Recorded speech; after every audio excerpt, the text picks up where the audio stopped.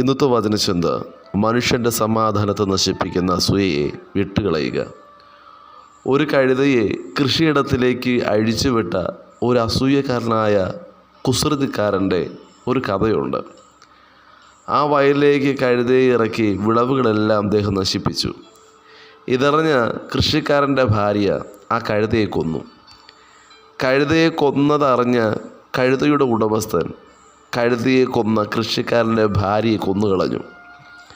തൻ്റെ ഭാര്യയെ കൊന്ന കഴുതയുടെ ഉടമസ്ഥനെ കൃഷിക്കാരൻ കൊന്നു. പിന്നെ മക്കളും വീട്ടുകാരുമെല്ലാം ഈ പക ഏറ്റെടുത്തു. നാശവും മരണങ്ങളും പകവീട്ടലുകളും വ്യാപരിച്ചു. ഇതെല്ലാം വരുത്തിവെച്ചത് അസൂയക്കാരനായ ഒരു അയൽക്കാരൻ ആണ്. വെറുതെ നിന്ന ഒരു കഴുതയെ അവൻ അഴിച്ചുവിട്ടു. വയലിൽ തുടങ്ങിയ ജീവിതങ്ങളിലേക്കത് വ്യാപിപ്പാൻ തുടങ്ങി. ഒടുവിൽ അത് സർവനാശത്തിന് കാരണമായി കലാശിച്ചു. വ്യക്തികളുടെ സമൂഹത്തിൻ്റെ വയലുകളിലേക്ക് മാനവജാതിയുടെ ശത്രു അഴിച്ചുവിടുന്ന ആ ശക്തിയാണ് മനുഷ്യൻ്റെ ഈഗോ അഥവാ അഹന്ത. അഹന്തയെ അഴിച്ചുവിടുന്ന ആ അസൂയക്കാരൻ്റെ പ്രവൃത്തിയിൽ സകല സമാധാനവും നശിക്കും. ശരിക്കും നാം ശ്രദ്ധിച്ചാൽ നമ്മുടെയൊക്കെ ഹൃദയത്തിലേക്ക് അഹംഭാവം അഴിച്ചുവിടുന്ന ഒരു അസൂയക്കാരന് ഏറ്റവും അടുത്തുണ്ട്. ആ അഹംഭാവം എന്ന കഴുതയെ അഴിച്ചുവിട്ട് എല്ലാം കണ്ട് അവൻ സന്തോഷിക്കുകയാണ്. നഷ്ടം സംഭവിക്കുന്നത് എന്താണെന്ന് നടക്കുന്നതറിയാത്ത ആയുധമെടുക്കുന്നവർ അനേകരാണ്. ഇതാണ് ലോകരാജ്യങ്ങളിൽ പോലും നടക്കുന്നത്. കൂട്ടുകാർ മുതൽ കുടുംബങ്ങൾ, കൂട്ടുകാർ, മതങ്ങൾ, രാജ്യങ്ങൾ സകലയിടത്തും പ്രവർത്തിക്കുന്നത് ഈ ശക്തിയാണ്. മനുഷ്യൻ്റെ സമാധാനത്തെ നശിപ്പിക്കുന്ന അഹന്തതയെ താലൊലിക്കുവാൻ ഇന്ന് അനേകരുണ്ട്. അതിനെ മുതലെടുക്കുന്ന ചെന്നായ്ക്കളുടെ കൂട്ടമുണ്ട്. ബുദ്ധിയുള്ളവർ അതൊഴിഞ്ഞു വിടുന്നു. വിഡ്ഢികളത് കേട്ട് ആയുധമെടുത്ത് സ്വയം നശിക്കുന്നു. ഇന്ന് ലോകത്ത് നടക്കുന്ന യുദ്ധങ്ങളുടെ പുറകിലൊക്കെ ഇതുതന്നെയാണ് സംഭവിക്കുന്നത്. എന്നാൽ ചിലർ ഈ തന്ത്രങ്ങളെ ആദ്യമേ മനസ്സിലാക്കുന്നു. ശത്രു ഈ വിത്ത് വിതറുമ്പോൾ അതിനെ വേരോടെ പിഴുതു കളയുന്നു. ആ വിത്തുമായി സംഭാഷണത്തിൽ ഏർപ്പെടാതെ തൻ്റെ കാര്യം നോക്കി ബുദ്ധിയോടെ മാറുന്നു. തൻ്റെ കൃഷിയിടവും ജീവിതവും സന്തോഷത്തോടെ കാത്തു പരിപാലിക്കുന്നു.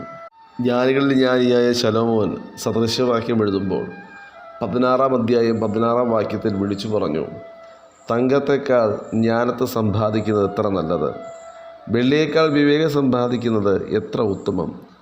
ദോഷം അകറ്റി നട്ടിരിക്കുന്നത് നേരുള്ളവരുടെ പെരുവഴി. തൻ്റെ വഴി സൂക്ഷിക്കുന്നവൻ തൻ്റെ പ്രാണനെ കാത്തുകൊള്ളുന്നു. നാശത്തിന് മുമ്പേ ഗർവം, വീഴ്ചയ്ക്ക് മുമ്പേ ഉന്നതഭാവം. ഗർവികളോടുകൂടെ കവർച്ച പങ്കിടുന്നതിനേക്കാൾ താഴ്മയുള്ളവരോടുകൂടെ താഴ്മയുള്ളവനായിരിക്കുന്നത് നല്ലത്. തിരുവചനം പ്രമാണിക്കുന്നവൻ നന്മ കണ്ടെത്തും. യഹോവയിൽ ആശ്രയിക്കുന്നവൻ ഭാഗ്യവാൻ.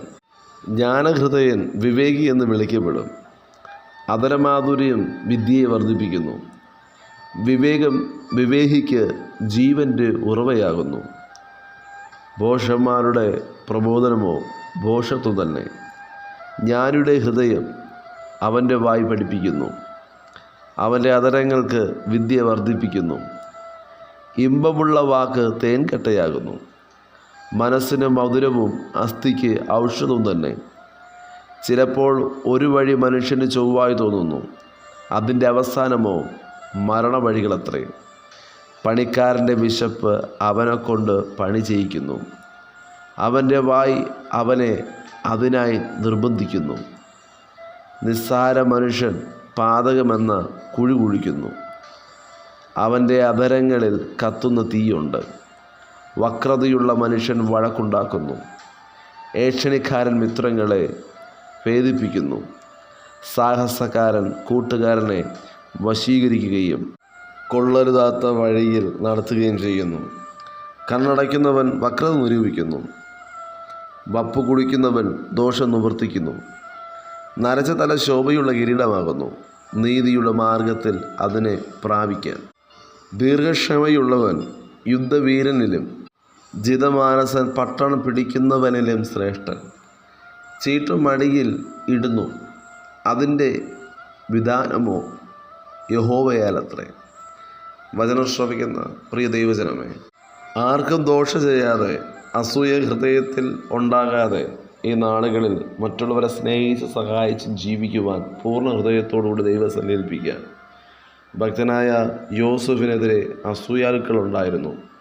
ഭക്തനായ ദാനിയലിനെതിരെ ഒത്തിരി അസൂയക്കാരുണ്ടായിരുന്നു.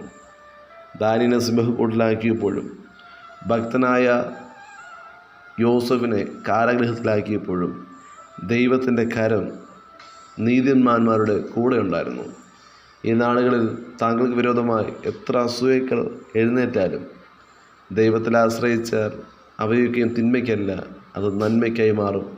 ഈ നാൾ ദൈവത്തിൽ ആശ്രയിച്ച് മുന്നോട്ട് ചലിപ്പാൻ വചനം ശ്രവിക്കുന്ന ഏവർക്കും കർത്താവ് കൃപയധികാരം നൽകുമാറാകട്ടെ. God bless you. ആമേൻ.